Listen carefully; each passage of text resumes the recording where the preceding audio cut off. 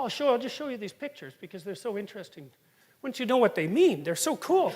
That's a symbol of infinity. Well, that's Hercules and the Hydra. Well, what's life like? You cut off one head. What happens? 7 more grow, right? Well, what do? Run home? Well, no, that's not what you do. This is what you do. You fight it. It's the chaos that generates partial chaos. It's the ultimate chaos that generates partial chaos. But that chaos also is what revivifies life, because otherwise it would just be static.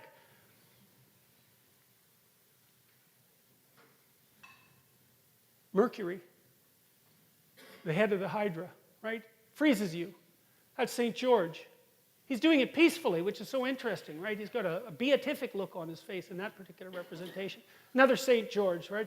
The Virgin in the background. I think that's St. Anne, if I remember correctly.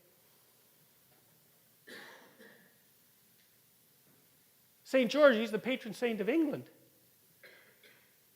Here's an interesting one. This actually sheds light on the human proclivity for warfare. St. George, that's a Muslim soldier.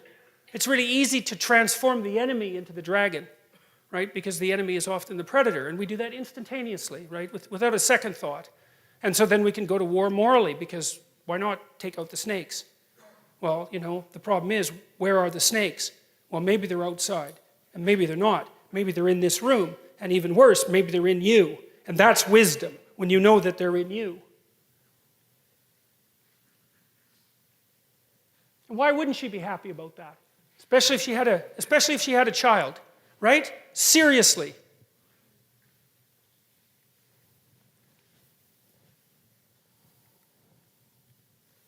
And that's Horus, right? The god of vision. And he was a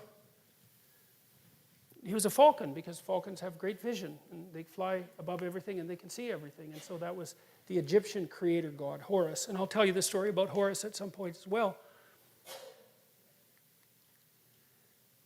Now, here's some pictures that demonstrate what I had described as the emergence of, let's say, the meta-hero out of the hero. So there's the person you admire, and then there's the set of people that you admire, and then there's the meta set of admirable people and the extraction of that ideal. As far as I can tell, that's just what's portrayed in these images.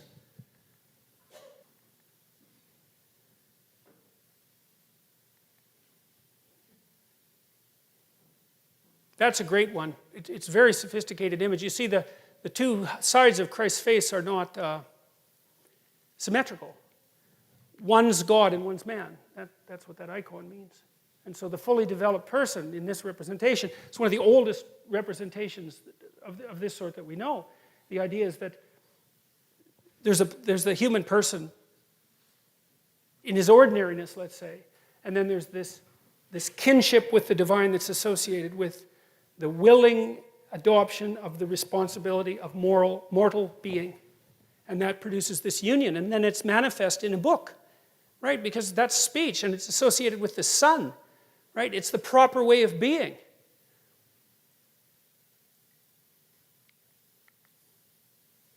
And that's a perfect example, I think, of the emergence of the archetype out of the multitude. That's what it looks like to me.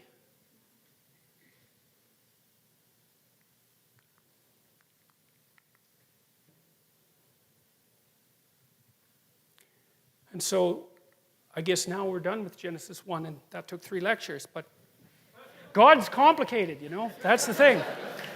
So